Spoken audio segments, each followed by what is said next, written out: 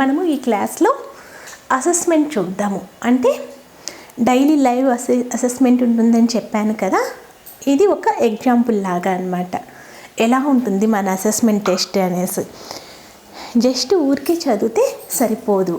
మనం చదివిన దాంట్లో కొన్ని ఏరియాస్లో కన్ఫ్యూజింగ్గా ఉంటుందన్నమాట. ఉదాహరణకు చెప్పాను కదా, సింధు ప్రజల ప్రధాన వృత్తి అన్నప్పుడు వ్యవసాయము వర్తకము ఇస్తాడు.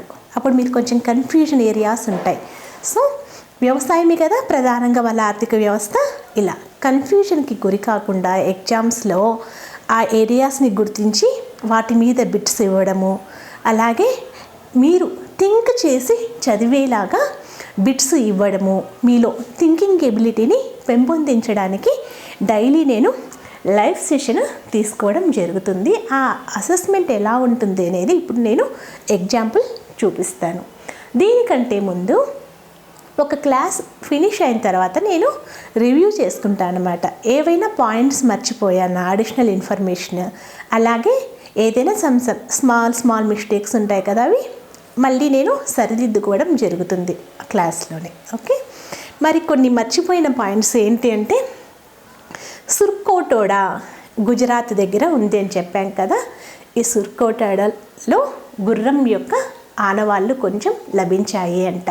మామూలుగా అయితే వీళ్ళకి గుర్రం గురించి తెలియదు, కానీ సుర్కోటోడాలో గుర్రం ఆనవాళ్ళు లభించాయి. అలాగే ఈ హరప్పాకు సమకాలీన సంస్కృతిలో ఏంటి, దేశీయంగా ఏంటి, విదేశీయంగా ఏంటి అంటే కనుక, ఆ కాలంలో విదేశీ నాగరికతలు ఆ టైంలోనే డెవలప్ అయిన కాంటెంపరీ అంటాం ఇంగ్లీష్లో. ఆ కాంటెంపరీ కల్చర్స్ ఏంటి విదేశాల్లో అంటే మెసపటోమియా నాగరికతని సుమేరియా నాగరికత అంటాము. మెసపటోమియా నాగరికత, ఈజిప్ట్ నాగరికత. అలాగే మన దేశంలో చూసుకున్నట్లయితే ఈ హరప్పా కల్చర్ ఉన్న టైంలోనే ఇంకా ఇతర ప్రదేశాలు ఉంటాయి కదండి. ఓకే, అలా సెంట్రల్ ఇండియాలో మధ్య దేశంలో అయితే కనుక కాయత కల్చర్ డెవలప్ అయింది. అలాగే రాజస్థాన్ ప్రాంతంలో ఉండే కల్చర్ని ఈ కాళీబంగన్ అనేది హరప్పా సైట్. దాంతోపాటే ఈక్వల్గా సోథీ శిశువాల్ కల్చర్ డెవలప్ అయింది. అంటే వాళ్ళది నాగరికత వేరే, వాళ్ళది హరప్పా నాగరికత వేరే అండి. ఆ ప్రజలను, ఆ నాగరికత డెవలప్ చేసుకున్న ప్రజలు సోథీ శిశువాల్ ప్రజలు రాజస్థాన్లో కనిపిస్తారు. మరి మధ్యప్రదేశ్ ఆ ప్రాంతంలో చూసుకున్నట్లయితే కాయత కల్చర్ పీపుల్ కనిపిస్తారనమాట. ఓకే, ఇవి హరప్పా నాగరికతకు కాంటెంపరీ సివిలైజేషన్స్. ఓకే, నెక్స్ట్ వీళ్ళది చూసినప్పుడు దేవతల బొమ్మలు, మాతృదేవతారాధన ఎక్కువ కనిపిస్తుందని చెప్పాను. అలాగే ఎర్త్ గాడ్డెస్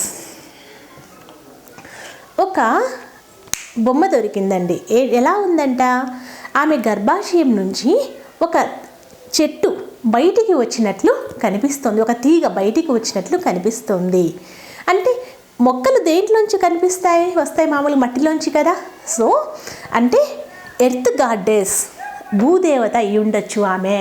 ఒక మహిళ గర్భాశయం నుంచి మొక్క బయటికి రావడం అనే బొమ్మ కనిపించడాన్ని బట్టి అది ఎర్త్ గాడ్డెస్ అయి ఉంటుంది. అంటే ఫెర్టిలిటీ, ఫలదీకరణకు సంబంధించిన నమ్మకాలు, విశ్వాసాలు వీళ్ళకి ఉన్నాయి. నెక్స్ట్ పడవకు సంబంధించిన బొమ్మలు మనకు లోతాల్ ఈజీగా గుర్తుపెట్టుకోవచ్చు. ఏకైక కృత్రిమ డాక్యార్డ్ రేవు, అదే ఏమంటారండి, ఓడరేవు ఉన్న నగరం కదా లోతాల్. అక్కడే మనకు నౌకా బొమ్మ కూడా దొరికిందంట లోతాల్తో పాటు మెహెంజోదారోలో కూడా ఈ పడవ బొమ్మలు, టెర్రాకోట పడవ బొమ్మలు మనకు మెహెంజోదారోలో కూడా దొరికాయంట.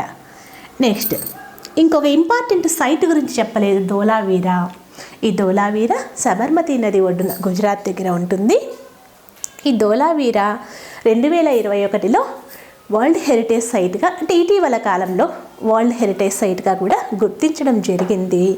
ఇంకా ధోలావీరాలోని ఒక పెద్ద సైన్ బోర్డ్ 10 గుర్తులున్న హరప్పా లాంగ్వేజ్కి అదే చెప్పాను కదా బొమ్మల లిపి అని, అటువంటి ఒక సైన్ బోర్డు ధోలావీరాలో లభించింది. ఇంకొకటి ముందుగా చెప్పుకున్నాం మనం, వాటర్ రిజర్వాయర్ కూడా ఉంది ధోలావీరాలో అని.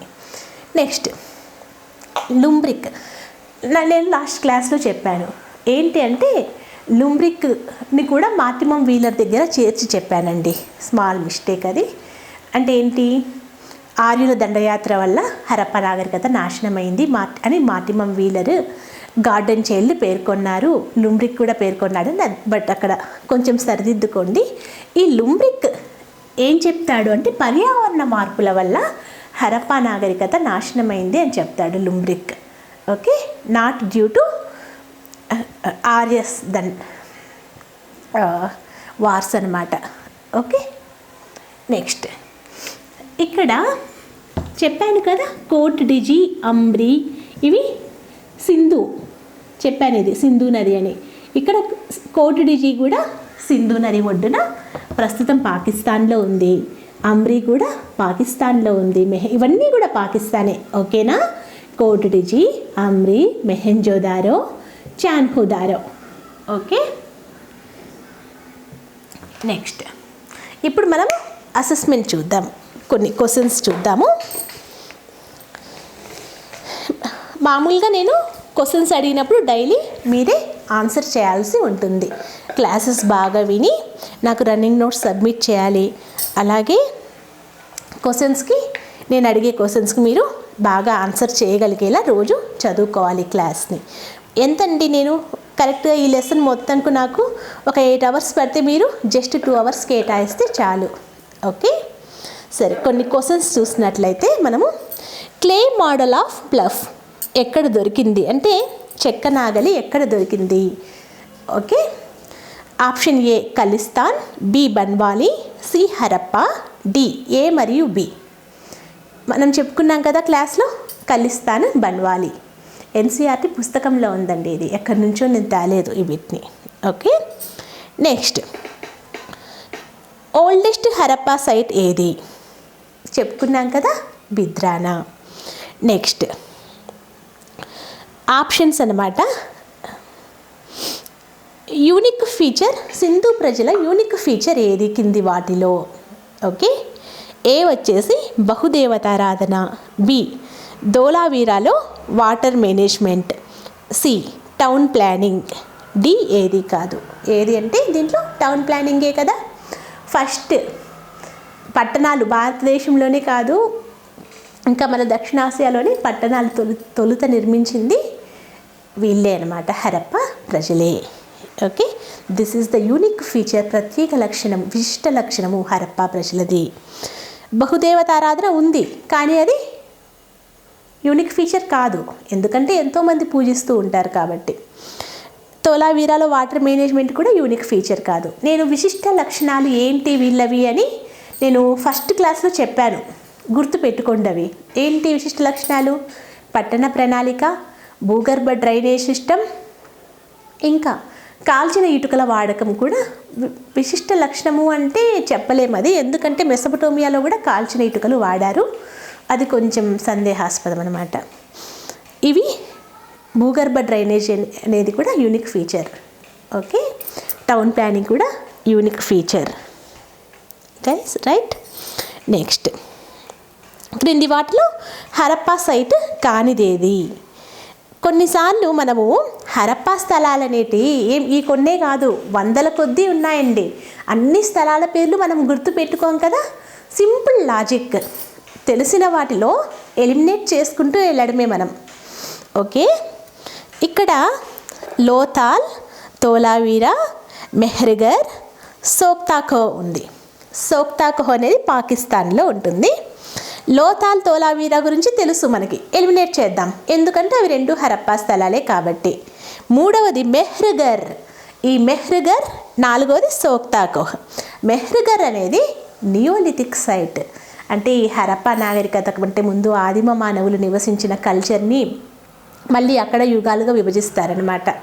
ఆధునిక యుగం అన్నమాట నియోలిథిక్, ఆధునిక రాతి యుగం. సరే, అటువంటి యుగంలో సంబంధించిన సైట్ ఈ మెహ్రగర్ అనమాట. సో ఎలిమినేట్ చేసుకొని మనము రాయాలి ఆన్సర్ని. ఇలాంటి క్వశ్చన్ సివిల్స్లో కూడా అడిగాడండి. ఏమడిగాడంటే ఇలాగే మనకు తెలిసిన సైట్స్ అడిగాడు. క్రింది వాటిలో హరప్పా స్థలం కానిది ఏది? దీపాల్పూర్, మెహెంజోదారో, ఇంకా కోట్ డిజి. ఆప్షన్ 4 వచ్చేసి సోహగరా. ఇక్కడ థింక్ చేయండి, దీపాల్పూర్ కూడా హరప్పా సైటే, కానీ దేపల్పూర్ ఇక్కడ మనము చదవలేదు. ఎందుకంటే ఎన్ని స్థలాలను చదువుతాం, 300 స్థలాలు ఉంటాయి. అవన్నీ చదవడం మన లక్ష్యం కాదు. వాడి లాజిక్ ఏంటంటే ఈ సోహగర అనేది అశోకుని శాసనం మౌర్య యుగంలో చదువుతాం మనం. కాబట్టి ఇది అశోకుని శాసనం కాబట్టి మనము సింపుల్గా థింక్ చేయాలి, ఇది హరప్పా స్థలం కాదు, ఓహో ఇది అశోకుని శాసనం కదా అని చెప్పేసి రౌండ్ చేయాలి. ఓకేనా? అలా లాజిక్స్ ఉంటాయి, ఎలిమినేట్ చేయడం అనేది అనమాట. ఓకే, నెక్స్ట్ జంట ఖననాలు ఎక్కడ మనం గుర్తిస్తాము అంటే జంటగా పూడ్చడము. ఎక్కడ గుర్తించినాము అంటే లోతాల్లో గుర్తించాము. నెక్స్ట్ రోపార్ ఏ నది ఒడ్డున ఉంది? రోపార్ సట్లెజ్ నది ఒడ్డున వస్తుంది రోపార్. ఓకే, నెక్స్ట్ సింధు ప్రజల సమాజము ఎలా విభజించబడి ఉంది? ఇటువంటి క్వశ్చన్స్ బాగా టఫ్గా అనిపిస్తాయి, సింపుల్గా అనిపిస్తాయి చూడ్డానికి, కానీ కరెక్ట్ ఆన్సర్ గుర్తించాలంటే టఫ్గా ఉంటుంది.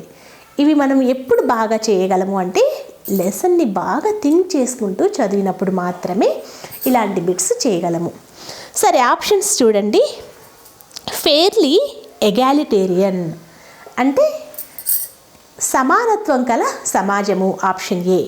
బి బానిసలు శ్రామికులుగా విభజించబడింది. సి వర్ణ వ్యవస్థ ఆధారము.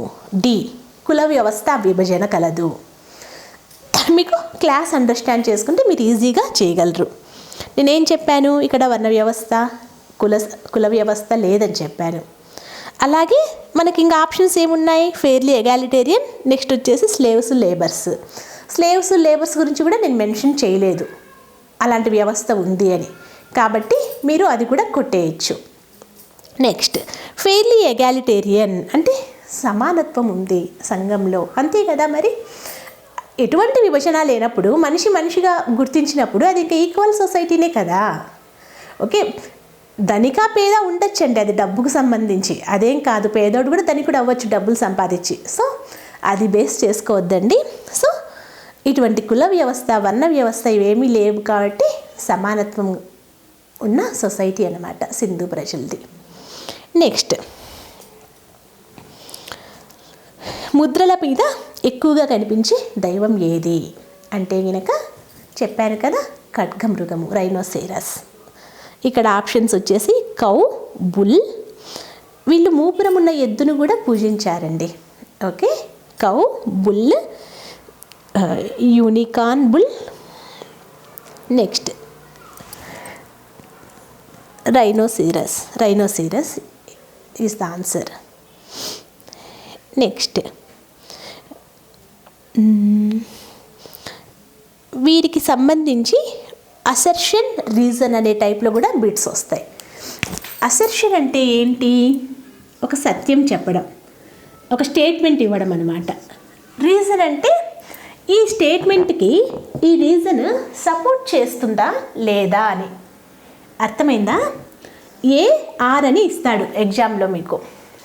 ఒక స్టేట్మెంట్ ఏలో ఒక స్టేట్మెంట్ ఉంటుంది, కింద ఆర్, బి ఆప్షన్లో ఆర్ అని ఉంటుంది, రీజన్ అనమాట. అంటే ఈ రీజన్ పైదాన్ని సపోర్ట్ చేస్తుందా లేదా అని ఇలాంటి టైప్ క్వశ్చన్స్ కూడా ఉంటాయి, మీరు చేయగలగాలి ఇవి కూడా. ఇక్కడ అసర్షన్ ఏంటంటే సింధు ప్రజలు టెంపుల్స్ నిర్మించలేదు మరియు పబ్లిక్గా కలిసి పూజలు చేసే విధానము లేదు, ఇది అసర్షన్. నెక్స్ట్ రీజన్ ఏంటంటే వీరికి మతం అనేది వ్యక్తిగతము. రాసుకోండి, మీకు సరిగ్గా చేయలేకపోతే కనుక రాసుకోండి. వీరికి మతం అనేది, రీజన్ ఏంటంటే వీరికి మతం వ్యక్తిగతము అనేసి రీజన్ అనమాట. కింద ఆప్షన్స్ ఏంటంటే ఆప్షన్ ఏ కరెక్ట్, ఆర్ దానికి సత్యం, ఆర్ దాన్ని వివరిస్తుంది. ఆప్షన్ 2 వచ్చేసి ఇలా రకరకాల ఆప్షన్స్ ఇస్తాడనమాట. ఇక్కడ కరెక్ట్ ఏంటి? సింధు ప్రజలు టెంపుల్స్ నిర్మించలేదు మరియు పబ్లిక్ రిచువల్స్ లేవు అని చెప్పాడు. పబ్లిక్ రిచువల్స్ లేవు అని ఎందుకంటున్నాము అంటే చెప్పాను కదా, దానికి సంబంధించిన ఆధారాలు స్వల్పంగానే మనకు లభించాయి. ఆ గుర్రం ఆధారాలు లభించినట్లే చిన్న చిన్న హోమాలు, ఆ పబ్లిక్ గ్రేట్ బాత్ ఒకటి మనకు దొరికిందండి. అది కూడా పబ్లిక్ రిచువలో కాదో కూడా తెలియదు అనమాట. సో టెంపుల్స్ నిర్మించలేదు, మరియు పబ్లిక్ రిచువల్స్ అదే పబ్లిక్గా పూజలు అనేటి అందరూ కలిసి కూర్చొని ఆర్యుల్లాగా యజ్ఞాలు చేసిందైతే ఏం లేదనమాట. అంత పెద్ద ఆధారాలు ఏం దొరకలేదు కాబట్టి ఏ సత్యమే. నెక్స్ట్ ఆర్ అనేది ఏంటి? వీళ్ళకి సింధు ప్రజలకు మతం అనేది వ్యక్తిగతము కాదు. ఓకే, కాబట్టి ఆర్ అనేది కూడా తప్పు. మరియు ఏకి ఆర్కి ఎలాంటి సంబంధం లేదు కదండి. ఏలో స్టేట్మెంట్ని ఆర్ సపోర్ట్ చేస్తుందా? లేదు కదా. ఇక్కడ మతము వ్యక్తిగతం కాదు అన్నాడు, దాని గురించి మనకు తెలియదు కదండి. అది ఎవరు చూసి వచ్చారు? కొన్నిసార్లు మనకు తెలియని పాయింట్స్ కూడా ఇస్తూ ఉంటాడు, అప్పుడు మనం డౌట్ పడకూడదు, ఎందుకంటే మనకు కంప్లీట్ సబ్జెక్ట్ నాలెడ్జ్ ఉంది. ఓకేనా? సో థింక్ చేసి రాయాలి. వాళ్ళది మతము వ్యక్తిగతమా పబ్లిక్ అనేది మనకు తెలీదు, కాబట్టి ఆర్ అనేది ఏని సపోర్ట్ చేయదు. ఓకే, ఏ సత్యమే కానీ ఈ ఆర్ అనేది ఏని సపోర్ట్ చేయదు, మరియు అది అసత్యము. Okay, next backbone of Indus economy ఏంటి? చెప్పాం కదా ఇందాకే, అగ్రికల్చర్. నెక్స్ట్ డాక్ యార్డ్ గల నగరం అంటే కృత్రిమ ఓడరేవులు గల నగరం ఏది అంటే లోథాల్. నెక్స్ట్ మెహెంజోదారో ముద్రికలకు సారూప్యతంగా ఏ నాగరికత ఉంది అంటే కనుక సుమేరియా నాగరికత. ఆప్షన్స్లో సుమేరియా, ఈజిప్ట్, చైనా ఇలా ఇస్తాడనమాట. మనకు సుమేరియా నాగరికతలో దొరికిన ముద్రలకు మన ముద్రికలకు సారూప్యత ఉంది. సో సుమేరియా నాగరికత, దాన్నే మనము మెసపటోమియా నాగరికత అన్నాము. ఓకే, నెక్స్ట్ హరప్పా ప్రజలు పండించిన పంటలు ఏవి? Option A rice, option 2 wheat, option 3 millet, option 4 all the above. Option 4 all the above is the answer. Because మనం చెప్పుకున్నాం కదా, గోధుమ పండించారు, వరి పండించారు, చిరుధాన్యాలు కూడా పండించారు. ఈ చిరుధాన్యాలు గుజరాత్లో దొరికాయి. ఇది కూడా ఎన్సీఆర్టీలో ఉంది. ఓకేనా? గుజరాత్లో మిల్లెట్స్ దొరికినాయి కాబట్టి మనము ఆన్సర్ ఏంటి? All the above. Okay, next వీళ్ళు ప్రధానంగా పండించిన ధాన్యం అయితే బార్లీ. ఓకే, నెక్స్ట్ ఇదండి, ఇలా క్వశ్చన్స్ అడగడం జరుగుతుంది, మీరు రాయాలి.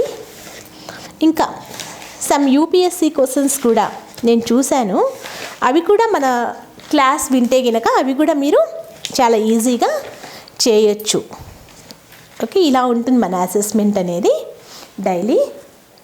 ఇది ఎగ్జాంపుల్ మాత్రమే, జస్ట్. ఓకే.